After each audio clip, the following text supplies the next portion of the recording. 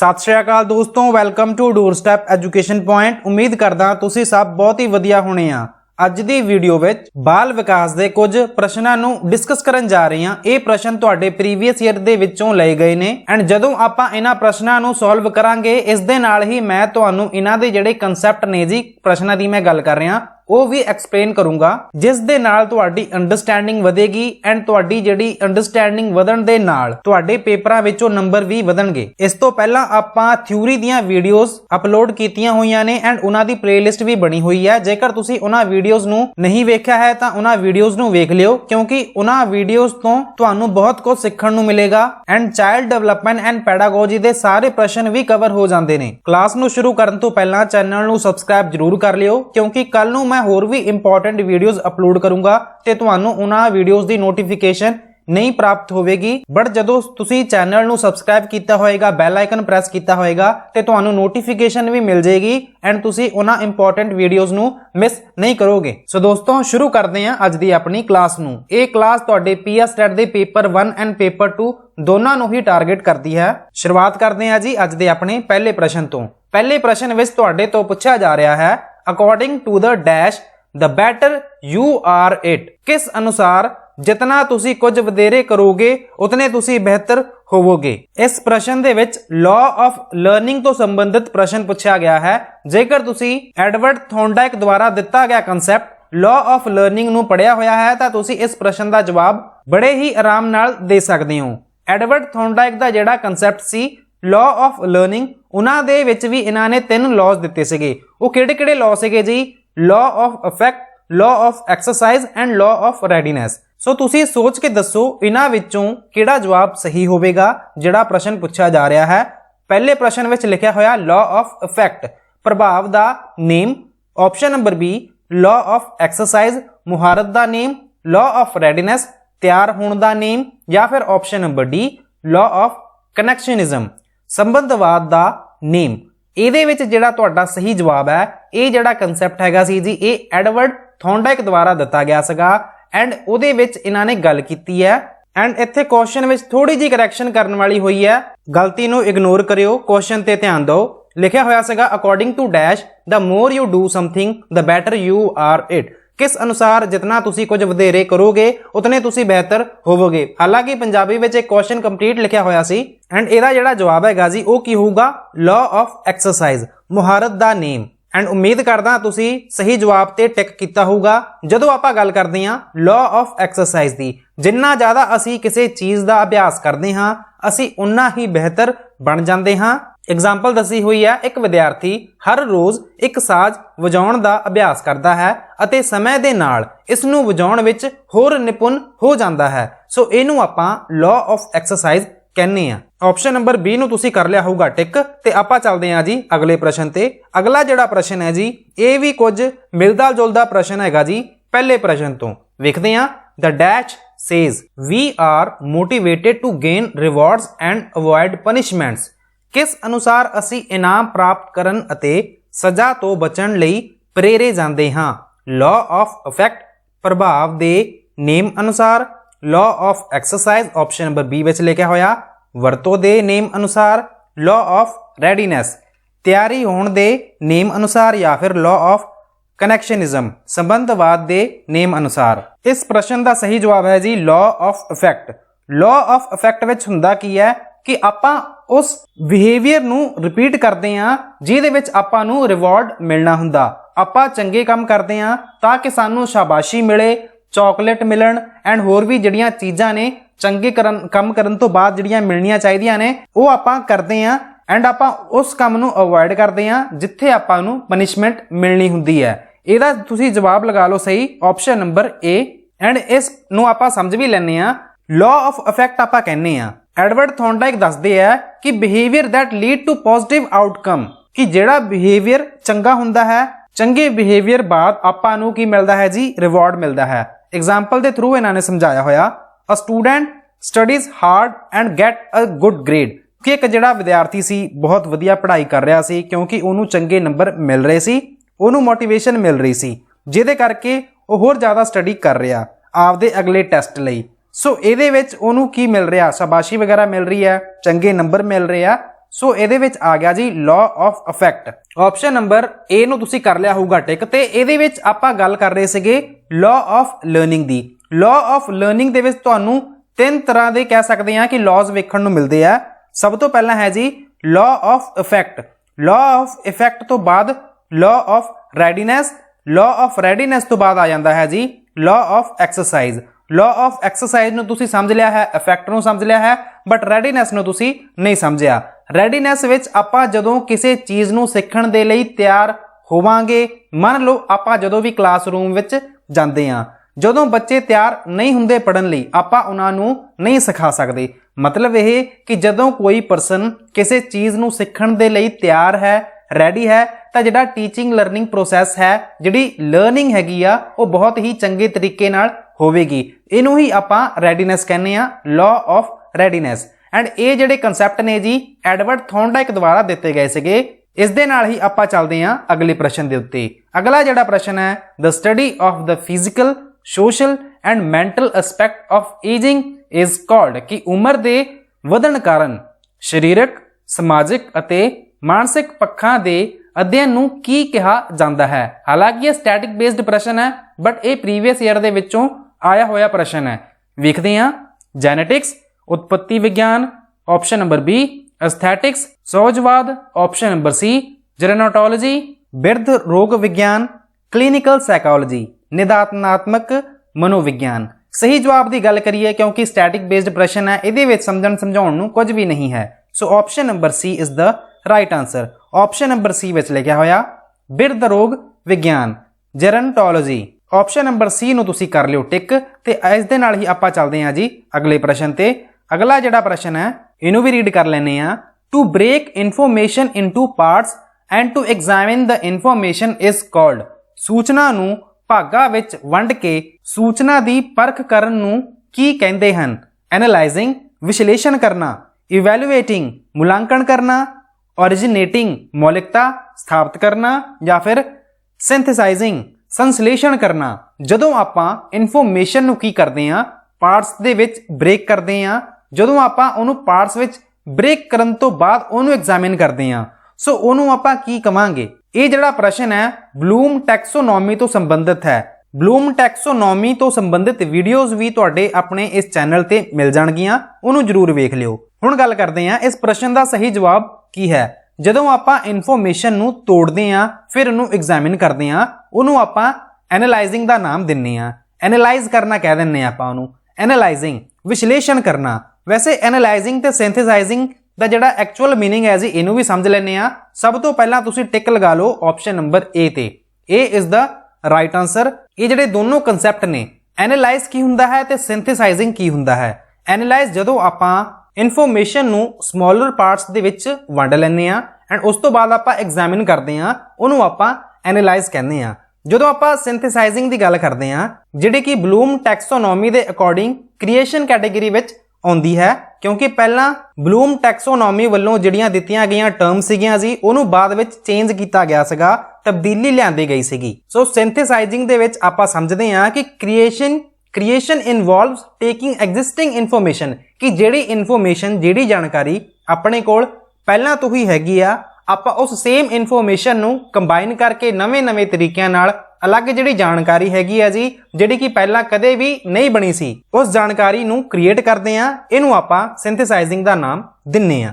ਇਹ ਗੱਲ ਤੁਹਾਨੂੰ ਸਮਝ ਲੱਗ ਗਈ ਹੋਊਗੀ। ਅੱਗੇ ਵੇਖ ਲੈਣੇ ਆ ਜੀ ਨੈਕਸਟ ਪ੍ਰਸ਼ਨ ਨੂੰ। Which of the following is not related to principle of growth and development? growth and development ਦੇ ਕੁਝ ਤੁਹਾਨੂੰ ਪ੍ਰਿੰਸੀਪਲ ਵੇਖਣ ਨੂੰ ਮਿਲਦੇ ਨੇ, ਕੁਝ ਸਿਧਾਂਤ ਹੁੰਦੇ ਨੇ। ਨਿਮਨ ਦਰਜ ਵਿੱਚੋਂ ਕਿਹੜੇ ਵਾਧੇ ਅਤੇ ਵਿਕਾਸ ਦੇ ਨਿਯਮਾਂ ਨਾਲ ਸੰਬੰਧਿਤ ਨਹੀਂ ਹੈ? ਪ੍ਰਿੰਸੀਪਲ ਆਫ ਕੰਟੀਨਿਊਟੀ, ਨਿਰੰਤਰਤਾ ਦਾ ਨੇਮ। Option number B principle of integration, ਸਮੁੱਚਤਾ ਦਾ ਨੇਮ। ਪ੍ਰਿੰਸੀਪਲ ਆਫ ਕਲਾਸੀਫਿਕੇਸ਼ਨ, ਵਰਗੀਕਰਨ ਦਾ ਨੇਮ। ਪ੍ਰਿੰਸੀਪਲ ਆਫ ਇੰਡੀਵਿਜੁਅਲਿਟੀ, ਵਿਅਕਤੀਗਤਤਾ ਦਾ ਨੇਮ। ਜਦੋਂ ਆਪਾਂ ਗੱਲ ਕਰਦੇ ਹਾਂ principal of growth and development ਦੀ, ਜਿਹਦੇ ਵਿੱਚ ਆਪਾਂ ਮੇਨਲੀ ਕੁਝ ਗੱਲਾਂ ਨੂੰ ਡਿਸਕਸ ਕਰਦੇ ਹਾਂ ਕਿ ਜਦੋਂ ਵੀ ਬੱਚੇ ਦਾ ਵਿਕਾਸ ਹੁੰਦਾ ਹੈ ਤੇ ਉਹਦੇ ਵਿੱਚ ਕੁਝ ਜਿਹੜੀਆਂ ਸਪੈਸੀਫਿਕ ਚੀਜ਼ਾਂ ਹੁੰਦੀਆਂ ਨੇ, ਉਹ ਸਾਰੇ ਬੱਚਿਆਂ ਦੇ ਵਿੱਚ ਹੀ ਤੁਹਾਨੂੰ ਵੇਖਣ ਨੂੰ ਮਿਲਦੀਆਂ ਨੇ। ਜਦੋਂ ਵੀ ਕਿਸੇ ਬੱਚੇ ਦਾ ਵਿਕਾਸ ਹੁੰਦਾ ਹੈ, ਜਿਵੇਂ ਕਿ ਤੁਸੀਂ ਵੇਖਿਆ ਹੋਣਾ ਕਿ ਜਿਹੜੀ ਸਟੇजेस ਹੁੰਦੀਆਂ ਨੇ, ਜਿੰਨੀਆਂ ਵੀ ਸਟੇजेस ਹੁੰਦੀਆਂ ਨੇ ਉਹ ਤੁਹਾਨੂੰ ਸਾਰੇ ਬੱਚਿਆਂ ਵਿੱਚ ਸੇਮ ਹੀ ਵੇਖਣ ਨੂੰ ਮਿਲਦੀਆਂ ਨੇ। ਉਹ ਗੱਲ ਵੱਖਰੀ ਹੈ ਕਿ ਕੁਝ ਬੱਚਿਆਂ ਦੇ ਵਿੱਚ ਜਿਹੜਾ ਵਿਕਾਸ ਹੈਗਾ ਤੇਜ਼ੀ ਨਾਲ ਹੁੰਦਾ ਹੈ, ਬਟ ਕੁਝ ਬੱਚਿਆਂ ਦੇ ਵਿੱਚ ਵਿਕਾਸ ਬਹੁਤ ਹੀ ਹੌਲੇ ਤਰੀਕੇ ਨਾਲ ਹੁੰਦਾ ਹੈ, ਬਟ ਹੁੰਦਾ ਸਾਰਿਆਂ ਵਿੱਚ ਹੀ ਹੈ। ਸੋ ਇਹਨੂੰ ਹੀ ਆਪਾਂ principal of growth and development ਕਹਿੰਦੇ ਆ। ਸੋ ਇਹਦੇ ਵਿੱਚ ਤੁਸੀਂ ਸੋਚ ਵਿਚਾਰ ਕਰੋ ਤੇ ਜਵਾਬ ਦੱਸੋ ਕਿਹੜਾ ਜਵਾਬ ਇੱਥੇ ਸਹੀ ਹੋਵੇਗਾ।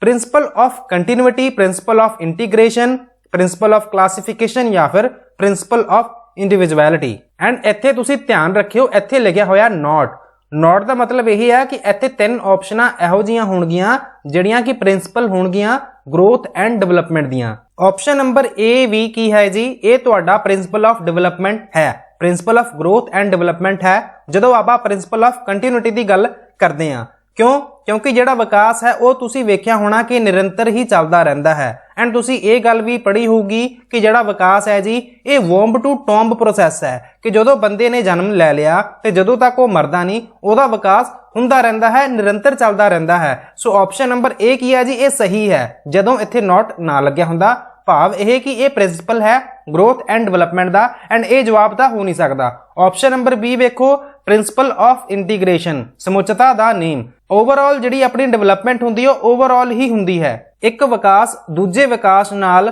ਡਾਇਰੈਕਟਲੀ ਜਾਂ ਫਿਰ ਇਨਡਾਇਰੈਕਟਲੀ ਜੁੜਿਆ ਹੀ ਹੁੰਦਾ ਹੈ। ਸੋ ਜਿਹਦੇ ਵਿੱਚ ਆਪਾਂ ਗੱਲ ਕਰਦੇ ਹਾਂ ਪ੍ਰਿੰਸੀਪਲ ਆਫ ਇੰਟੀਗ੍ਰੇਸ਼ਨ ਵੀ ਤੁਹਾਨੂੰ ਵੇਖਣ ਨੂੰ ਮਿਲਦਾ ਹੈ। ਸੋ ਇਹ ਜਵਾਬ ਵੀ ਨਹੀਂ ਹੈਗਾ। ਆਪਸ਼ਨ ਨੰਬਰ ਸੀ ਇੱਥੇ ਸਹੀ ਜਵਾਬ ਹੋ ਸਕਦਾ ਹੈ, ਬਟ ਆਪਾਂ ਇੱਕ ਵਾਰ ਆਪਸ਼ਨ ਨੰਬਰ ਡੀ ਨੂੰ ਵੇਖ ਲੈਂਦੇ ਹਾਂ, ਪ੍ਰਿੰਸੀਪਲ ਆਫ ਇੰਡੀਵਿਜੁਅਲਿਟੀ, ਵਿਅਕਤੀਗਤਤਾ ਦਾ ਨੇਮ। ਇਹਦੇ ਵਿੱਚ ਆਪਾਂ ਵੇਖਿਆ ਕਿ ਜਿਹੜੇ ਕਈ ਪਰਸਨ ਹੁੰਦੇ ਨੇ ਉਹਨਾਂ ਦੇ ਵਿੱਚ ਜਿਹੜੀ ਡਿਵੈਲਪਮੈਂਟ ਹੁੰਦੀ ਹੈ ਉਹਨਾਂ ਵਿੱਚ ਜਿਹੜਾ ਰੇਟ ਵੇਖਣ ਨੂੰ ਮਿਲਦਾ ਹੈ ਉਹ ਅਲੱਗ-ਅਲੱਗ ਵੇਖਣ ਨੂੰ ਮਿਲਦਾ ਹੈ। ਜਿਹੜਾ ਸੀਕੁਐਂਸ ਹੈ ਉਹ ਤਾਂ ਸਾਰਿਆਂ ਦਾ ਸੇਮ ਹੁੰਦਾ, ਬਟ ਜਿਹੜਾ ਉਹਨਾਂ ਵਿੱਚ ਕਿਸੇ ਦੀ ਪ੍ਰਗਤੀ ਕਰਨ ਦਾ, ਡਿਵੈਲਪਮੈਂਟ ਕਰਨ ਦਾ ਜਿਹੜਾ ਰੇਟ ਹੈ ਉਹ ਕਈਆਂ ਵਿੱਚ ਸਲੋ ਹੁੰਦਾ, ਕਈਆਂ ਵਿੱਚ ਫਾਸਟ ਹੁੰਦਾ। ਸੋ ਇਹਦੇ ਵਿੱਚ ਇੰਡੀਵਿਜੁਅਲਿਟੀ ਵੇਖਣ ਨੂੰ ਮਿਲਦੀ ਹੈ। ਸੋ ਆਪਸ਼ਨ ਨੰਬਰ ਡੀ ਵੀ ਤੁਹਾਡਾ ਸਹੀ ਜਵਾਬ ਹੈ, ਬਟ ਇੱਥੇ ਲੱਗਿਆ ਹੋਇਆ ਨੋਟ। ਸੋ ਇਹਦੇ ਵਿੱਚ ਆਪਸ਼ਨ ਨੰਬਰ ਜਿਹੜਾ ਸੀ ਹੈ ਜੀ ਇਹ ਤੁਹਾਡਾ ਜਵਾਬ ਸਹੀ ਹੋਊਗਾ ਕਿ ਪ੍ਰਿੰਸੀਪਲ ਆਫ ਕਲਾਸੀਫਿਕੇਸ਼ਨ ਇਹ ਕੋਈ ਵੀ ਗਰੋਥ ਐਂਡ ਡਿਵੈਲਪਮੈਂਟ ਦਾ ਪ੍ਰਿੰਸੀਪਲ ਨਹੀਂ ਹੈ। ਸੋ ਆਪਸ਼ਨ ਨੰਬਰ ਜਿਹੜਾ ਸੀ ਹੈ ਜੀ ਇਹਨੂੰ ਤੁਸੀਂ ਕਰ ਲਿਓ ਟਿਕ, ਆਪਸ਼ਨ ਨੰਬਰ ਸੀ ਨੂੰ ਤੁਸੀਂ ਟਿਕ ਕਰ ਲਿਓ। ਤੇ ਇਸ ਦੇ ਨਾਲ ਹੀ ਆਪਾਂ ਚੱਲਦੇ ਹਾਂ ਜੀ ਅਗਲੇ ਪ੍ਰਸ਼ਨ ਤੇ। ਆਪਸ਼ਨ ਨੰਬਰ ਸੀ ਨੂੰ ਤੁਸੀਂ ਟਿਕ ਲਗਾ ਲੈਣਾ ਹੈ। ਇਸ ਪ੍ਰਸ਼ਨ ਵਿੱਚ ਪੁੱਛਿਆ ਜਾ ਰਿਹਾ ਹੈ verbal intelligence test are the better option for, ਮੌਖਿਕ ਸ਼ਾਬਦਿਕ ਬੁੱਧੀ ਦੀ ਪਰਖ ਕਿਸ ਲਈ ਬਿਹਤਰ ਵਿਕਲਪ ਹੁੰਦੀ ਹੈ? ਲਿਟਰੇਟ ਪਰਸਨ ਲਈ, ਸਾਖਰ ਵਿਅਕਤੀਆਂ ਲਈ, ਇਲਿਟਰੇਟ ਪਰਸਨ ਲਈ, ਅਨਪੜ੍ਹਾਂ ਲਈ, ਸਮਾਲ ਚਿਲਡਰਨ ਲਈ, ਛੋਟੇ ਬੱਚਿਆਂ ਲਈ, ਜਾਂ ਫਿਰ ਸਪੈਸ਼ਲ ਚਿਲਡਰਨ, ਵਿਸ਼ੇਸ਼ ਬੱਚਿਆਂ ਲਈ। ਜਦੋਂ ਆਪਾਂ ਵਰਬਲ ਇੰਟੈਲੀਜੈਂਸ ਟੈਸਟ ਦੀ ਗੱਲ ਕਰਦੇ ਹਾਂ ਇਹਦੇ ਵਿੱਚ ਤੁਹਾਡਾ ਸਹੀ ਜਵਾਬ ਕੀ ਹੋਊਗਾ? ਇਹ ਸਾਖਰ ਵਿਅਕਤੀ ਜਿਹੜੇ ਹੁੰਦੇ ਨੇ, ਲਿਟਰੇਟ ਪਰਸਨ ਹੁੰਦੇ ਨੇ, ਪੜ੍ਹੇ ਲਿਖੇ ਹੁੰਦੇ ਨੇ, ਕਿਉਂਕਿ ਵਰਬਲ ਇੰਟੈਲੀਜੈਂਸ ਦੇ ਵਿੱਚ ਆਪਾਂ ਕਿੰਨੀਆਂ ਸਾਰੀਆਂ ਚੀਜ਼ਾਂ ਨੂੰ ਚੈੱਕ ਕਰਦੇ ਹਾਂ ਜਿਹਦੇ ਵਿੱਚ ਲਿਟਰੇਸੀ ਦੀ ਲੋੜ ਪੈਂਦੀ ਹੈ, ਜਿਹਦੇ ਕਰਕੇ ਆਪਾਂ ਕਹਿ ਸਕਦੇ ਹਾਂ ਇਹਦੇ ਵਿੱਚ ਤੁਹਾਡਾ ਸਹੀ ਜਵਾਬ ਤੁਸੀਂ ਲਗਾ ਵੀ ਦਿੱਤਾ ਹੋਊਗਾ। Option number A is the right answer, option number A is the right answer. ਤੇ ਚੱਲਦੇ ਹਾਂ ਜੀ ਅਗਲੇ ਪ੍ਰਸ਼ਨ ਤੇ। Learning disabilities may occur due to all of the following except, ਭਾਵ ਇਹ ਕਿ ਜਿਹੜੀਆਂ ਲਰਨਿੰਗ ਡਿਸੇਬਿਲਿਟੀਜ਼ ਹੁੰਦੀਆਂ ਨੇ, ਸਿੱਖਣ ਦੀਆਂ ਅਪੰਗਤਾਵਾਂ ਹੁੰਦੀਆਂ ਨੇ, ਨਿਮਨ ਦਰਜ ਵਿੱਚੋਂ ਕਿਸ ਤੋਂ ਇਲਾਵਾ ਸਭ ਕਾਰਨਾਂ ਕਰਕੇ ਵਾਪਰ ਸਕਦੀਆਂ ਹਨ। ਭਾਵ ਇਹ ਕਿ ਤਿੰਨ ਤਾਂ ਇੱਥੇ ਇਹੋ ਜਿਹੀਆਂ ਚੀਜ਼ਾਂ ਦਿੱਤੀਆਂ ਗਈਆਂ ਨੇ, ਤਿੰਨ ਆਪਸ਼ਨਾਂ ਕੁਝ ਇਸ ਤਰ੍ਹਾਂ ਦੀਆਂ ਨੇ ਜਿਹੜੇ ਕਿ ਕਾਰਨ ਹੋ ਸਕਦੀ ਹੈ ਲਰਨਿੰਗ ਡਿਸੇਬਿਲਿਟੀ ਦੇ ਲਈ, ਸਿੱਖਿਆ ਦੀਆਂ ਅਪੰਗਤਾਵਾਂ ਦਾ ਕਾਰਨ ਹੋ ਸਕਦੀਆਂ ਉਹ ਤਿੰਨ ਆਪਸ਼ਨਾਂ, ਬਟ ਇੱਕ ਆਪਸ਼ਨ ਇਹੋ ਜਿਹੀ ਹੈ ਜਿਹੜੀ ਕਿ ਕਾਰਨ ਨਹੀਂ ਹੋਵੇਗੀ, ਐਂਡ ਉਹੀ ਤੁਸੀਂ ਦੱਸਣਾ ਹੈ। ਆਪਸ਼ਨਾਂ ਨੂੰ ਪੜ੍ਹ ਲਓ ਤੇ ਖੁਦ ਅਟੈਂਪਟ ਕਰਨ ਦੀ ਕੋਸ਼ਿਸ਼ ਕਰੋ। ਆਪਸ਼ਨ ਨੰਬਰ ਏ ਵਿੱਚ ਲਿਖਿਆ ਹੋਇਆ ਅ ਟੀਚਰਸ ਵੇ ਆਫ ਟੀਚਿੰਗ, ਅਧਿਆਪਕ ਦੀ ਅਧਿਆਪਨ ਵਿਧੀ ਕਾਰਨ, ਕਿ ਟੀਚਰ ਜਿਵੇਂ ਪੜ੍ਹਾ ਰਿਹਾ ਜਿਹੜਾ ਤਰੀਕਾ ਉਹ ਵਰਤ ਰਿਹਾ ਕੀ ਉਹ ਕਾਰਨ ਹੋ ਸਕਦਾ ਹੈ ਕਿਸੇ ਦੀ ਲਰਨਿੰਗ ਡਿਸੇਬਿਲਿਟੀ ਲਈ? ਜਾਂ ਫਿਰ option number B mental retardation, ਮਾਨਸਿਕ ਉਣੇਪਣ ਕਾਰਨ? ਜਾਂ ਫਿਰ option number C prenatal use of alcohol, ਪ੍ਰਸੂਤ ਪੂਰਵ ਸ਼ਰਾਬ ਦਾ ਸੇਵਨ ਕਰਨਾ, ਕਿ ਹੋ ਸਕਦਾ ਹੈ ਜਦੋਂ ਬੱਚਾ ਆਪਦੀ ਮਾਂ ਦੇ ਢਿੱਡ ਵਿੱਚ ਹੋਵੇ ਤੇ ਉਹਦੀ ਜਿਹੜੀ ਮਦਰ ਸੀਗੀ ਉਹ ਸ਼ਰਾਬ ਦਾ ਸੇਵਨ ਕਰ ਰਹੀ ਸੀ। ਸੋ ਕੀ ਇਹ ਕਾਰਨ ਹੋ ਸਕਦਾ ਹੈ ਕਿ ਕਿਸੇ ਵਿੱਚ ਲਰਨਿੰਗ ਡਿਸੇਬਿਲਿਟੀ ਵੇਖਣ ਨੂੰ ਮਿਲੇ ਜਿਹੜੇ ਕਿ ਸਿੱਖਿਆ ਦੀਆਂ ਅਪੰਗਤਾਵਾਂ ਹੁੰਦੀਆਂ ਨੇ? ਆਪਸ਼ਨ ਨੰਬਰ ਡੀ ਵੇਖੋ ਮੈਨਿਨਜਾਈਟਿਸ ਡਿਊਰਿੰਗ ਇਨਫੈਂਸੀ, ਸ਼ਿਸ਼ੂ ਅਵਸਥਾ ਵਿੱਚ ਦਿਮਾਗ ਦੀਆਂ ਝਿੱਲੀਆਂ ਦੀ ਸੋਜ ਕਾਰਨ। ਮੈਨਿਨਜਾਈਟਿਸ ਡਿਊਰਿੰਗ ਇਨਫੈਂਸੀ ਇੱਕ ਬਾਇਓਲੋਜੀ ਦੀ ਟਰਮ ਹੈ ਜੀ। ਸੋ ਤੁਸੀਂ ਇਹ ਸਮਝ ਲਓ ਸ਼ਿਸ਼ੂ ਅਵਸਥਾ ਵਿੱਚ ਦਿਮਾਗ ਦੀਆਂ ਜਿਹੜੀਆਂ ਝਿੱਲੀਆਂ ਹੁੰਦੀਆਂ ਨੇ ਜੀ ਉਹਨਾਂ ਵਿੱਚ ਸੋਜ ਪੈ ਜਾਂਦੀ ਹੈ, ਉਹਨੂੰ ਆਪਾਂ ਮੈਨਿਨਜਾਈਟਿਸ ਕਹਿੰਦੇ ਆ। ਸੋ ਗੱਲ ਕਰਦੇ ਆ ਇਹਦੇ ਵਿੱਚ ਤੁਹਾਡਾ ਸਹੀ ਜਵਾਬ ਕੀ ਹੋਊਗਾ। ਸਹੀ ਜਵਾਬ ਦੀ ਗੱਲ ਕਰੀਏ ਤੇ ਇੱਥੇ ਤੁਹਾਡਾ ਸਹੀ ਜਵਾਬ ਹੋਊਗਾ ਆਪਸ਼ਨ ਨੰਬਰ ਏ। ਆਪਸ਼ਨ ਨੰਬਰ ਏ ਜਵਾਬ ਤੁਹਾਡਾ ਸਹੀ ਕਿਉਂ ਹੋਊਗਾ? ਕਿਉਂਕਿ ਟੀਚਰ ਦਾ ਪੜਾਉਣ ਦਾ ਤਰੀਕਾ ਕੀ ਹੈ ਬੱਚਿਆਂ ਨੂੰ, ਕੀ ਇਹਦੇ ਨਾਲ ਬੱਚਿਆਂ ਵਿੱਚ ਲਰਨਿੰਗ ਡਿਸੇਬਿਲਿਟੀਜ਼ ਹੋ ਸਕਦੀਆਂ ਨੇ? ਬਿਲਕੁਲ ਨਹੀਂ। ਲਰਨਿੰਗ ਡਿਸੇਬਿਲਿਟੀਜ਼ ਕਹਿ ਸਕਦੇ ਆ ਕਿ ਕੁਝ ਬਾਇਓਲੋਜੀਕਲ ਹੁੰਦੀਆਂ ਨੇ, ਟਾਈਮ ਦੇ ਅਕੋਰਡਿੰਗ ਕੁਝ ਡਿਸੇਬਿਲਿਟੀਜ਼ ਇੰਪਰੂਵ ਵੀ ਹੋ ਜਾਂਦੀਆਂ ਨੇ, ਬਟ ਜਿਹੜੀ ਕਿ option number B C D B ਵਿੱਚ ਲਿਖਿਆ ਹੋਇਆ ਮੈਂਟਲ ਰਿਟਾਰਡੇਸ਼ਨ ਕਿ ਕੋਈ ਜਿਹੜਾ ਪਰਸਨ ਹੈ ਉਹ ਮੈਂਟਲ ਰਿਟਾਰਡਡ ਪਰਸਨ ਹੈ, ਉਹਦਾ ਜਿਹੜਾ IQ ਹੈ ਉਹ ਘੱਟ ਹੈ। ਸੋ ਇਹਦੇ ਵਿੱਚ ਆਪਾਂ ਕਹਿ ਸਕਦੇ ਹਾਂ ਕਿ ਇਹ ਵੀ ਇੱਕ ਲਰਨਿੰਗ ਡਿਸੇਬਿਲਿਟੀ ਹੈ। ਜਦੋਂ ਆਪਾਂ ਗੱਲ ਕਰਦੇ ਹਾਂ option number C prenatal use of alcohol, ਜਦੋਂ ਕਿਸੇ ਬੱਚੇ ਦੀ ਮਦਰ ਨੇ, ਜਦੋਂ ਬੱਚਾ ਉਹਦੇ ਆਪ ਦੀ ਮਾਂ ਦੇ ਢਿੱਡ ਵਿੱਚ ਹੈਗਾ ਸੀ ਉਦੋਂ ਉਹਨੇ ਸ਼ਰਾਬ ਪੀਤੀ, ਸ਼ਰਾਬ ਦਾ ਸੇਵਨ ਕੀਤਾ ਤੇ ਜਿਹਦੇ ਕਰਕੇ ਲਰਨਿੰਗ ਡਿਸੇਬਿਲਿਟੀ ਆ ਸਕਦੀ ਹੈ। ਮੈਨਿਨਜਾਈਟਿਸ ਡਿਊਰਿੰਗ ਇਨਫੈਂਸੀ ਇਹ ਵੀ ਕਹਿ ਸਕਦੇ ਹਾਂ ਆਪਾਂ ਕਿ ਇਹ ਵੀ ਤੁਹਾਡਾ ਹੈਗਾ ਆ ਜਿਹਦੇ ਕਰਕੇ ਲਰਨਿੰਗ ਡਿਸੇਬਿਲਿਟੀ ਵੇਖਣ ਨੂੰ ਮਿਲਦੀ ਹੈ। ਸੋ option number A is the right answer. ਇਹ ਕੀ ਹੈ ਜੀ? ਇਹ ਤੁਹਾਡਾ ਜਵਾਬ ਸਹੀ ਹੋਵੇਗਾ। ਚੱਲਦੇ ਹਾਂ ਜੀ ਅਗਲੇ ਪ੍ਰਸ਼ਨ ਤੇ। ਅਗਲਾ ਪ੍ਰਸ਼ਨ ਹੈ which of the following is the affair of learning. ਨਿਮਨ ਦਰਜ ਵਿੱਚੋਂ ਕਿਹੜਾ ਸਿੱਖਿਆ ਦਾ ਮਾਮਲਾ ਹੈ? ਨੈਚੁਰਲ ਪ੍ਰਾਕਿਰਤਿਕ ਸੁਭਾਵਿਕ, ਪਰਸਨਲ ਨਿੱਜੀ, ਸੋਸ਼ਲ ਸਮਾਜਿਕ ਜਾਂ ਫਿਰ all of the above। ਸੋ ਥੱਲੇ ਦਿੱਤੀਆਂ ਗਈਆਂ ਆਪਸ਼ਨਾਂ ਵਿੱਚੋਂ ਅਫੇਅਰ ਆਫ ਲਰਨਿੰਗ ਕਿਹੜਾ ਹੈ? ਸੋ ਦੇਖੋ ਬੜੇ ਧਿਆਨ ਨਾਲ, natural, personal, social, all of the above। ਜਦੋਂ ਇੱਥੇ ਵਾਇਗੋਟਸਕੀ ਨਾਲ ਆਪਾਂ ਰਿਲੇਟ ਕਰ ਦਈਏ, ਵਾਇਗੋਟਸਕੀ ਦੀ ਜਿਹੜੀ ਥਿਊਰੀ ਹੈਗੀ ਆ ਤੁਸੀਂ ਉਹ ਵੀ ਪੜ੍ਹੀ ਹੋਊਗੀ। ਵਾਇਗੋਟਸਕੀ ਮੇਨਲੀ ਕਹਿੰਦੇ ਸੀਗੇ ਕਿ ਬੱਚਾ ਸਮਾਜ ਤੋਂ ਸਿੱਖਦਾ ਹੈ, ਇੰਟਰੈਕਟ ਕਰਦਾ ਹੈ। ਸੋ ਆਪਸ਼ਨ ਨੰਬਰ ਸੀ ਲਗਾ ਸਕਦੇ ਹਾਂ। ਬਟ ਜਦੋਂ ਆਪਾਂ ਬਾਕੀ ਆਪਸ਼ਨਾਂ ਨੂੰ ਵੇਖਦੇ ਹਾਂ ਤੇ ਇਹ ਸਾਰੀਆਂ ਆਪਸ਼ਨਾਂ ਕਿਤੇ ਨਾ ਕਿਤੇ ਲਰਨਿੰਗ ਨੂੰ ਪ੍ਰਭਾਵਿਤ ਕਰਦੀਆਂ ਨੇ। ਸੋ ਆਪਾਂ ਲਗਾ ਦਾਂਗੇ all of the above। all of the above ਤਾਂ ਲਗਾਵਾਂਗੇ ਐਂਡ ਬਾਕੀ ਦੀਆਂ ਆਪਸ਼ਨਾਂ ਸਹੀ ਕਿਵੇਂ ਨੇ ਇਹਦੇ ਬਾਰੇ ਵੀ ਆਪਾਂ ਗੱਲ ਕਰ ਲੈਂਦੇ ਆ ਕਿ ਨੈਚੁਰਲ, ਪਰਸਨਲ ਤੇ ਸੋਸ਼ਲ ਕਿਵੇਂ ਕਿਸੇ ਲਰਨਿੰਗ ਨੂੰ ਪ੍ਰਭਾਵਿਤ ਕਰਦੀ ਹੈ। ਜਦੋਂ ਆਪਾਂ ਗੱਲ ਕਰਦੇ ਆ ਨੈਚੁਰਲ ਦੀ, ਕਿਸੇ ਪਰਸਨ ਦੀ ਜਿਹੜੀਆਂ ਆਈਨੇਟ ਕੈਪੈਸਿਟੀਜ਼ ਨੇ, ਜਦੋਂ ਬੱਚੇ ਨੇ ਜਨਮ ਲਿਆ, ਕਿਸੇ ਪਰਸਨ ਨੇ ਜਨਮ ਲਿਆ, ਉਹਦੇ ਵਿੱਚ ਕੁਝ ਪਹਿਲਾਂ ਤੋਂ ਹੀ ਫੀਚਰਸ ਹੁੰਦੇ ਨੇ, ਆਈਨੇਟ ਕੈਪੈਸਿਟੀਜ਼ ਹੁੰਦੀਆਂ ਨੇ ਕਿਸੇ ਵੀ ਸਕਿੱਲ ਨੂੰ ਅਕਵਾਇਰ ਕਰਨ ਦੇ ਲਈ, ਨੌਲੇਜ ਨੂੰ, ਜਾਂ ਫਿਰ ਉਹਦੇ ਕੋਲ ਪਹਿਲਾਂ ਤੋਂ ਵੀ ਨੌਲੇਜ ਹੋ ਸਕਦੀ ਹੈ। ਸੋ ਇਹ ਜਿਹੜੀ ਚੀਜ਼ ਹੈਗੀ ਆ ਇਹ ਵੀ ਲਰਨਿੰਗ ਨੂੰ ਪ੍ਰਭਾਵਿਤ ਕਰਦੀ ਹੈ। ਐਂਡ ਜਿਹੜਾ ਤੁਹਾਡਾ ਪਰਸਨਲ ਅਫੇਅਰ ਹੈ, ਪਰਸਨਲ ਮੈਟਰ ਹੈ, ਉਹ ਵੀ ਜਿਹੜੀ ਚੀਜ਼ ਹੈਗੀ ਆ ਉਹ ਵੀ ਤੁਹਾਡੀ ਲਰਨਿੰਗ ਨੂੰ ਪ੍ਰਭਾਵਿਤ ਕਰਦੀ ਹੈ। ਹੋ ਸਕਦਾ ਹੈ ਤੁਸੀਂ ਬਹੁਤ ਜ਼ਿਆਦਾ ਇੰਟਰਨਲ ਮੋਟੀਵੇਟਡ ਹੋਵੋ, ਤੁਹਾਡਾ ਇੰਟਰਸਟ ਹੋਵੇ ਕਿਸੇ ਚੀਜ਼ ਨੂੰ ਲੈ ਕੇ। ਸੋ ਜਿਹਦੇ ਕਰਕੇ ਆਪਾਂ ਕਹਿ ਸਕਦੇ ਹਾਂ ਕਿ ਪਰਸਨਲ, ਨੈਚੁਰਲ ਤੇ ਸੋਸ਼ਲ ਇਹ ਤਿੰਨੇ ਹੀ ਚੀਜ਼ਾਂ ਪ੍ਰਭਾਵਿਤ ਕਰਦੀਆਂ ਨੇ ਲਰਨਿੰਗ ਨੂੰ। ਤੇ ਆਪਸ਼ਨ ਨੰਬਰ ਡੀ ਨੂੰ ਤੁਸੀਂ ਲਗਾ ਦੋਗੇ ਟਿਕ। ਚੱਲਦੇ ਹਾਂ ਜੀ ਅਗਲੇ ਪ੍ਰਸ਼ਨ ਤੇ। ਅਗਲਾ ਪ੍ਰਸ਼ਨ ਹੈ inclusion of children with special needs. ਵਿਸ਼ੇਸ਼ ਲੋੜਾਂ ਵਾਲੇ ਬੱਚਿਆਂ ਨੂੰ ਸ਼ਾਮਿਲ ਕਰਨਾ ਕੀ ਹੋ ਸਕਦਾ ਹੈ? ਐਂਡ ਵਿਸ਼ੇਸ਼ ਲੋੜਾਂ ਵਾਲੇ ਕਿਹੜੇ ਬੱਚੇ ਹੁੰਦੇ ਨੇ ਜੀ? ਵਿਸ਼ੇਸ਼ ਲੋੜਾਂ ਵਾਲੇ ਜਿਹੜੇ ਬੱਚੇ ਹੁੰਦੇ ਨੇ ਜੀ, ਜਿਵੇਂ ਮੰਨ ਲਓ ਕੋਈ ਬੱਚਾ ਹੈ ਜਿਹਨੂੰ ਜ਼ਿਆਦਾ ਕੇਅਰ ਦੀ ਲੋੜ ਹੈ। ਜ਼ਿਆਦਾ ਕੇਅਰ ਦੀ ਲੋੜ ਤੋਂ ਕੀ ਭਾਵ ਹੈ ਜੀ ਕਿ ਮੰਨ ਲਓ ਕਿਸੇ ਬੱਚੇ ਨੂੰ, ਕੋਈ ਬੱਚਾ ਵੀਲ ਚੇਅਰ ਯੂਜ਼ ਕਰ ਰਿਹਾ ਹੈ, ਕੋਈ ਬੱਚਾ ਐਨਕਾ ਯੂਜ਼ ਕਰ ਰਿਹਾ ਹੈ, ਕਿਸੇ ਬੱਚੇ ਨੂੰ ਬੋਲਣ ਵਿੱਚ ਪ੍ਰੋਬਲਮ ਆ ਰਹੀ ਹੈ। ਸੋ ਉਹਨਾਂ ਬੱਚਿਆਂ ਨੂੰ ਥੋੜੀ ਜਿਹੀ ਸਪੈਸ਼ਲ ਨੀਡ ਦੀ, ਸਪੈਸ਼ਲ ਕੇਅਰ ਦੀ ਲੋੜ ਪੈਂਦੀ ਹੈ। ਸੋ ਇਹੀ ਗੱਲ ਕਹਿ ਰਿਹਾ ਕਿ ਜਿਹੜੇ ਸਪੈਸ਼ਲ ਨੀਡ ਵਾਲੇ ਜਿਹੜੇ ਬੱਚੇ ਨੇ ਇਹਨਾਂ ਨੂੰ ਇਨਕਲੂਡ ਕਰਨਾ ਇਹ ਕੀ ਹੈ? ਕੀ ਹੋ ਸਕਦਾ ਹੈ ਇਹਦਾ ਮੀਨਿੰਗ? ਇਜ਼ ਐਨ ਅਨਰੀਅਲਿਸਟਿਕ ਗੋਲ। ਅਣਯਥਾਰਥਕ ਟੀਚਾ ਹੋਵੇਗਾ ਕਿ ਇਹਦਾ ਕੋਈ ਮਤਲਬ ਨਹੀਂ ਹੈਗਾ, ਇੱਕ ਅਨਰੀਅਲਿਸਟਿਕ ਗੋਲ ਹੈ। ਜਾਂ ਫਿਰ option number B is determined for children without disabilities. ਅਪੰਗਤਾਵਾਂ ਤੋਂ ਬਿਨਾਂ ਬੱਚਿਆਂ ਲਈ ਹਾਨੀਕਾਰਕ ਹੋਵੇਗਾ। Will increase the burden on school. ਕਿ ਸਕੂਲ ਲਈ ਬੋਝ ਵਧਾ ਦੇਵੇਗਾ, ਕਿ ਸਕੂਲਾਂ ਵਿੱਚ ਬੋਝ ਵਧੇਗਾ। Option number D requires a change in attitude, content and approach to teaching. ਰਵੱਈਏ, ਸਮੱਗਰੀ ਅਤੇ ਅਧਿਆਪਨ ਪ੍ਰਤੀ ਪਹੁੰਚ ਵਿੱਚ ਬਦਲਾਵ ਦੀ ਲੋੜ ਪਏਗੀ। ਸੋ ਇਹਦੇ ਵਿੱਚ ਆਪਾਂ ਗੱਲ ਕਰਦੇ ਹਾਂ ਇਨਕਲੂਜਨ ਦੀ। ਇਨਕਲੂਜਨ ਵਿੱਚ ਪਹਿਲੀ ਆਪਸ਼ਨ ਹੋ ਜਾਏਗੀ ਗਲਤ। ਪਹਿਲੀ ਆਪਸ਼ਨ ਵਿੱਚ ਹੀ ਉਹਨਾਂ ਨੇ ਮਤਲਬ ਕਹਿ ਦਿੱਤਾ ਕਿ ਇਹ ਬੜੀ ਹੀ ਗਲਤ ਚੀਜ਼ ਹੈ, ਇਹ ਅਨਰੀਅਲਿਸਟਿਕ ਚੀਜ਼ ਹੈਗੀ ਆ, ਇਹ ਤਾਂ ਗਲਤ ਹੋ ਗਿਆ ਜੀ। ਆਪਸ਼ਨ ਨੰਬਰ ਬੀ ਵਿੱਚ ਲਿਖਿਆ ਹੋਇਆ is determined for children without disabilities, ਕਿ ਅਪੰਗਤਾਵਾਂ ਤੋਂ ਬਿਨਾਂ ਬੱਚਿਆਂ ਲਈ ਹਾਨੀਕਾਰਕ ਹੋਵੇਗਾ। ਆਪਸ਼ਨ ਨੰਬਰ ਬੀ ਵੀ ਗਲਤ ਹੋ ਗਿਆ ਜੀ। ਸੀ ਵੇਖੋ will increase the burden on school. ਜੇਕਰ ਬਰਡਨ ਵੱਧਦਾ ਵੀ ਹੈ ਤੇ ਇਹਨੂੰ ਆਪਾਂ ਮਾੜਾ ਨਹੀਂ ਕਵਾਂਗੇ। ਫਿਰ ਕੀ ਹੋ ਗਿਆ, ਜੇ ਸਕੂਲ ਦਾ ਬਰਡਨ ਵੱਧ ਰਿਹਾ ਤਾਂ ਬਟ ਬੱਚਿਆਂ ਨੂੰ ਕੁਝ ਸਿੱਖਣ ਨੂੰ ਤਾਂ ਮਿਲੇਗਾ ਨਾ। ਸੋ ਆਪਸ਼ਨ ਨੰਬਰ ਸੀ ਨੂੰ ਵੀ ਐਲੀਮੀਨੇਟ ਕਰਾਂਗੇ। ਬਟ ਜਦੋਂ ਆਪਾਂ ਆਪਸ਼ਨ ਨੰਬਰ सी ਨੂੰ ਵੇਖਦੇ ਹਾਂ, डी ਨੂੰ ਵੇਖਦੇ ਹਾਂ।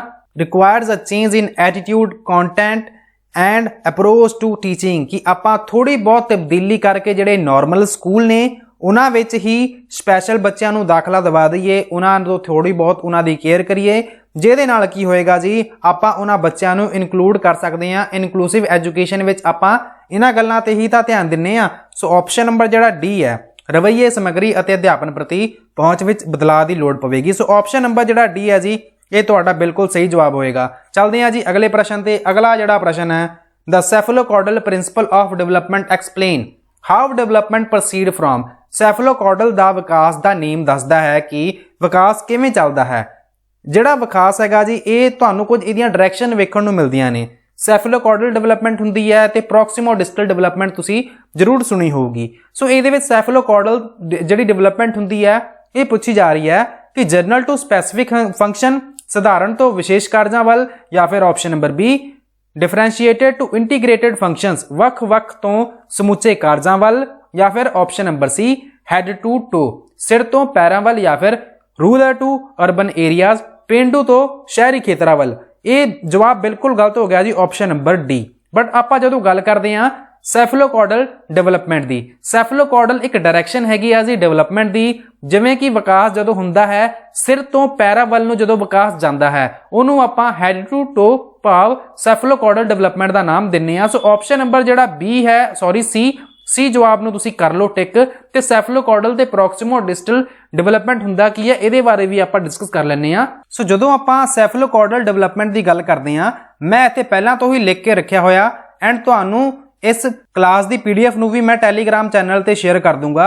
ਸੋ ਤੁਹਾਨੂੰ ਘਬਰਾਉਣ ਦੀ ਕੋਈ ਲੋੜ ਨਹੀਂ ਹੈਗੀ। ਜਦੋਂ ਆਪਾਂ ਸੈਫਲੋਕੌਡਲ ਡਿਵੈਲਪਮੈਂਟ ਦੀ ਗੱਲ ਕਰਦੇ ਆ, ਸੋ ਇਹਦੇ ਵਿੱਚ ਜਿਹੜੀ ਫਿਜ਼ੀਕਲ ਗਰੋਥ ਹੁੰਦੀ ਹੈ, ਕੀ ਹੁੰਦੀ ਹੈ ਜੀ, ਜਦੋਂ ਆਪਾਂ ਸੈਫਲੋਕੌਡਲ ਡਿਵੈਲਪਮੈਂਟ ਦੀ ਗੱਲ ਕਰਦੇ ਆ, ਇਹਦੇ ਵਿੱਚ ਜਿਹੜੀ ਫਿਜ਼ੀਕਲ ਗਰੋਥ ਤੁਹਾਨੂੰ ਵੇਖਣ ਨੂੰ ਮਿਲਦੀ ਹੈ, ਇਹ ਸਟਾਰਟ ਹੁੰਦੀ ਹੈ, ਕਿੱਥੋਂ ਸਟਾਰਟ ਹੁੰਦੀ ਹੈ ਜੀ, ਹੈਡ ਐਂਡ ਮੂਵਸ, ਮਤਲਬ ਕਿ ਇਹ ਹੈਡ ਤੋਂ ਸ਼ੁਰੂਆਤ ਹੁੰਦੀ ਹੈ, ਸਿਰ ਤੋਂ ਇਹਦੀ ਜਿਹੜੀ ਡਿਵੈਲਪਮੈਂਟ ਹੈਗੀ ਆ ਸ਼ੁਰੂਆਤ ਹੁੰਦੀ ਹੈ, and moves down to the feet, ਫਿਰ ਇਹ ਪੈਰਾਂ ਵੱਲ ਜਾਂਦੀ ਹੈ, ਭਾਵ ਕਿ ਟੋ ਵੱਲ ਜਾਂਦੀ ਹੈ। ਜਿਵੇਂ ਐਗਜ਼ਾਮਪਲ ਦੇ ਥਰੂ ਵੀ ਇਹਨਾਂ ਨੇ ਦੱਸਿਆ ਹੋਇਆ ਕਿ ਇੱਕ ਜਿਹੜਾ ਛੋਟਾ ਜਿਹਾ ਬੱਚਾ ਹੈ, ਇੱਕ ਇਨਫੈਂਟ ਹੈਗਾ ਆ, ਉਹਦਾ ਜਿਹੜਾ ਹੈਡ ਹੈ, ਉਹਦਾ ਜਿਹੜਾ ਸਿਰ ਹੈ, ਉਹ ਬਹੁਤ ਵੱਡਾ ਹੁੰਦਾ ਬਾਕੀ ਦੇ ਸਰੀਰ ਨਾਲੋਂ। ਬਟ ਹੌਲੀ ਹੌਲੀ ਉਹ ਕੀ ਕਰਦਾ ਹੈ ਜੀ, ਉਹ ਆਪਦੇ ਸਿਰ ਤੇ ਕੰਟਰੋਲ ਲੈ ਕੇ ਆਉਂਦਾ ਹੈ। ਉਸ ਤੋਂ ਬਾਅਦ ਆਪਦੀ ਜਿਹੜੀ ਧੌਣ ਹੈਗੀ ਆ ਉਹਨੂੰ ਥੋੜਾ ਜਿਹਾ ਕੰਟਰੋਲ ਕਰਨਾ ਸਿੱਖਦਾ ਹੈ, ਮਸਲਸ ਨੂੰ ਕੰਟਰੋਲ ਕਰਨਾ ਸਿੱਖਦਾ ਹੈ, ਤੇ ਹੌਲੀ ਹੌਲੀ ਉਹਦਾ ਜਿਹੜਾ ਕੰਟਰੋਲ ਹੈਗਾ ਜੀ ਉਹ ਪੈਰਾਂ ਤੇ ਵੀ ਆ ਜਾਂਦਾ ਹੈ। ਸੋ ਇਸ ਤਰ੍ਹਾਂ ਦੇ ਡਿਵੈਲਪਮੈਂਟ ਨੂੰ ਆਪਾਂ ਕਹਿੰਦੇ ਆ ਜੀ ਸੈਫਲੋਕੌਡਲ ਡਿਵੈਲਪਮੈਂਟ। ਜਦੋਂ ਆਪਾਂ ਗੱਲ ਕਰਦੇ ਆ ਪ੍ਰੋਕਸੀਮੋ ਡਿਸਟਲ ਡਿਵੈਲਪਮੈਂਟ ਦੀ, ਇਹਦੇ ਵਿੱਚ ਜਿਹੜਾ ਡਿਵੈਲਪਮੈਂਟ ਦਾ ਪੈਟਰਨ ਹੈਗਾ ਆ, ਇਹ ਬਾਡੀ ਦੇ ਸੈਂਟਰ ਤੋਂ ਸਟਾਰਟ ਹੁੰਦਾ, ਆਪਣੀ ਬਾਡੀ ਦੇ ਸੈਂਟਰ ਤੋਂ ਸਟਾਰਟ ਹੁੰਦਾ ਹੈ ਐਂਡ ਐਕਸਟ੍ਰੀਮਿਟੀਜ਼ ਵੱਲ ਜਾਂਦਾ ਹੈ। ਜਿਵੇਂ ਕਿ ਐਗਜ਼ਾਮਪਲ ਦੇ ਥਰੂ ਵੀ ਸਮਝਾਇਆ ਹੋਇਆ ਇਹਨਾਂ ਨੇ ਕਿ ਜਿਹੜਾ ਇੱਕ ਬੱਚਾ ਹੈ first gain control of their torso and arm movement before they develop the ability to control their finger and toes। ਕਿ ਕਈ ਵਾਰ ਤੇ ਵੇਖਿਆ ਹੋਊਗਾ ਤੁਸੀਂ ਕਿ ਉਹ ਆਪਦੀਆਂ ਜਿਹੜੀਆਂ ਆਰਮਸ ਹੁੰਦੀਆਂ ਨੇ ਉਹਨਾਂ ਨੂੰ ਮੂਵ ਕਰਦਾ ਹੈ, ਐਂਡ ਬਾਅਦ ਵਿੱਚ ਤੁਸੀਂ ਵੇਖਿਆ ਹੋਣਾ ਕਿ ਉਹ ਫਿੰਗਰਸ ਦੀ ਵਰਤੋਂ ਬਾਅਦ ਵਿੱਚ ਕਰਦਾ ਹੈ। ਹੈਂਡ ਦੀ ਉਹਨੇ ਵਰਤੋਂ ਪਹਿਲਾਂ ਕਰਨੀ ਹੈ, ਬਟ ਉਹਨੇ ਫਿੰਗਰਸ ਦੀ ਵਰਤੋਂ ਬਾਅਦ ਵਿੱਚ ਕਰਨੀ ਹੈ। ਸੋ ਇਸ ਤਰ੍ਹਾਂ ਦੇ ਡਿਵੈਲਪਮੈਂਟ ਨੂੰ ਆਪਾਂ ਪ੍ਰੋਕਸੀਮੋ ਡਿਸਟਲ ਡਿਵੈਲਪਮੈਂਟ ਦਾ ਨਾਮ ਦਿੰਨੇ ਆ। ਉਮੀਦ ਕਰਦਾ ਇਹ ਜਿਹੜਾ ਪ੍ਰਸ਼ਨ ਸੀ, ਇਹ ਜਵਾਬ ਤੁਸੀਂ ਸਹੀ ਲਗਾ ਦਿੱਤਾ ਹੋਊਗਾ। ਸੈਫਲੋਕੌਡਲ ਦਾ ਆਉਣਾ ਸੀਗਾ ਜੀ ਆਪਸ਼ਨ ਨੰਬਰ ਸੀ। ਚੱਲਦੇ ਹਾਂ ਜੀ ਨੈਕਸਟ ਪ੍ਰਸ਼ਨ ਤੇ। The most important factor influencing human intelligence is. ਮਨੁੱਖੀ ਬੁੱਧੀ ਨੂੰ ਪ੍ਰਭਾਵਿਤ ਕਰਨ ਵਾਲਾ ਸਭ ਤੋਂ ਵਧੇਰੇ ਮਹੱਤਵਪੂਰਨ ਪੱਖ ਕਿਹੜਾ ਹੁੰਦਾ ਹੈ? ਕਿ ਜਦੋਂ ਆਪਾਂ ਗੱਲ ਕਰਦੇ ਹਾਂ ਤੁਹਾਡੀ ਇੰਟੈਲੀਜੈਂਸ, ਜਿਹੜੀ ਤੁਹਾਡੀ ਬੁੱਧੀ ਹੈ, ਇਹਨੂੰ ਕਿਹੜੀ ਚੀਜ਼ ਵੱਧ ਪ੍ਰਭਾਵਿਤ ਕਰਦੀ ਹੈ? ਕੀ ਇਹ ਹੈਰੀਡਿਟੀ ਹੈ, ਵਿਰਸਾ, ਇਨਵਾਇਰਨਮੈਂਟ, ਵਾਤਾਵਰਣ, both of the above ਉਪਰੋਕਤ ਦੋਵੇਂ, ਜਾਂ ਫਿਰ none of the above ਉਪਰੋਕਤ ਵਿੱਚੋਂ ਕੋਈ ਨਹੀਂ? ਸਹੀ ਜਵਾਬ ਦੀ ਗੱਲ ਕਰੀਏ ਤੇ ਤੁਹਾਡੀ ਇੰਟੈਲੀਜੈਂਸ ਨੂੰ ਪ੍ਰਭਾਵਿਤ ਕਰਨ ਵਾਲੀ ਜਿਹੜੀ ਚੀਜ਼ ਹੁੰਦੀ ਹੈ, ਹਿਊਮਨ ਇੰਟੈਲੀਜੈਂਸ ਨੂੰ ਜਿਹੜੀ ਪ੍ਰਭਾਵਿਤ ਕਰਨ ਵਾਲੀ ਚੀਜ਼ ਹੁੰਦੀ ਹੈ ਹੈਰੀਡਿਟੀ। ਵੈਸੇ ਹੁੰਦੀ ਕੀ ਹੈ ਕਿ ਕਈ ਜਿਹੜੇ ਲੋਕ ਹੁੰਦੇ ਨੇ, ਉਹਨਾਂ ਦੇ ਜਿਹੜੇ ਮਾਪਿਓ ਹੁੰਦੇ ਨੇ ਉਹ ਇੰਟੈਲੀਜੈਂਟ ਹੁੰਦੇ ਨੇ। ਜਦੋਂ ਬੱਚਿਆਂ ਨੇ ਜਨਮ ਲੈ ਲਿਆ ਤੇ ਕਈ ਵਾਰ ਵੇਖਣ ਨੂੰ ਮਿਲਦਾ ਹੈ ਕਿ ਉਹਨਾਂ ਦੇ ਜਿਹੜੇ ਬੱਚੇ ਨੇ ਉਹ ਵੀ ਇੰਟੈਲੀਜੈਂਟ ਹੁੰਦੇ ਨੇ।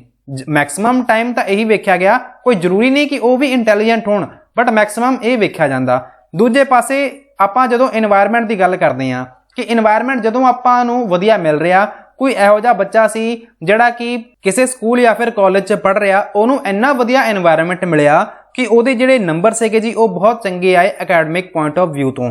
ਸੋ ਆਪਾਂ ਨੂੰ ਇਹ ਗੱਲ ਸਮਝਣ ਦੇ ਵਿੱਚ ਮਿਲੀ ਕਿ ਜਦੋਂ ਉਸ ਪਰਸਨ ਨੂੰ এনवायरमेंट ਵਧੀਆ ਮਿਲਿਆ ਤੇ ਉਹਦੀ ਜਿਹੜੀ ਇੰਟੈਲੀਜੈਂਸ ਹੈਗੀ ਆ ਉਹ ਚੰਗੇ ਤਰੀਕੇ ਨਾਲ ਡਿਵੈਲਪ ਹੋਈ। ਸੋ ਇਹਨਾਂ ਦੋਨਾਂ ਗੱਲਾਂ ਤੋਂ ਤੁਸੀਂ ਇੱਕ ਗੱਲ ਸਮਝੇ ਹੋਣੇ ਆ ਕਿ ਜਿਹੜੀਆਂ ਦੋਨੇ ਹੀ ਚੀਜ਼ਾਂ ਨੇ ਹੈਰੀਡਿਟੀ ਐਂਡ এনवायरमेंट ਦੋਨੇ ਚੀਜ਼ਾਂ ਪ੍ਰਭਾਵਿਤ ਕਰਦੀਆਂ ਨੇ ਹਿਊਮਨ ਡਿਵੈਲਪਮੈਂਟ ਐਂਡ ਗਰੋਥ ਨੂੰ। ਸੋ ਇਹਦੇ ਵਿੱਚ ਇਨਫਲੂਐਂਸਿੰਗ ਹਿਊਮਨ ਇੰਟੈਲੀਜੈਂਸ ਕਿ ਹਿਊਮਨ ਇੰਟੈਲੀਜੈਂਸ ਨੂੰ ਪ੍ਰਭਾਵਿਤ ਕਰਨ ਵਾਲੇ ਜਿਹੜੇ ਕਾਰਕ ਨੇ ਜੀ ਉਹ ਹੈਗੇ ਨੇ ਜੀ ਦੋਨੋਂ ਹੀ। Option number C both of the above.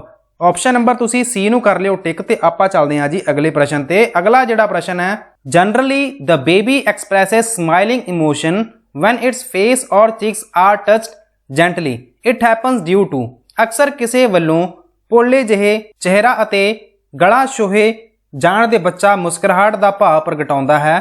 ਇਸ ਕਿਸ ਕਾਰਨ ਵਾਪਰਦਾ ਹੈ? ਕੀ ਰੀਜ਼ਨ ਹੈ ਕਿ ਜਿਹੜੀ ਇਹ ਗੱਲ ਤੁਹਾਨੂੰ ਵੇਖਣ ਨੂੰ ਮਿਲਦੀ ਹੈ?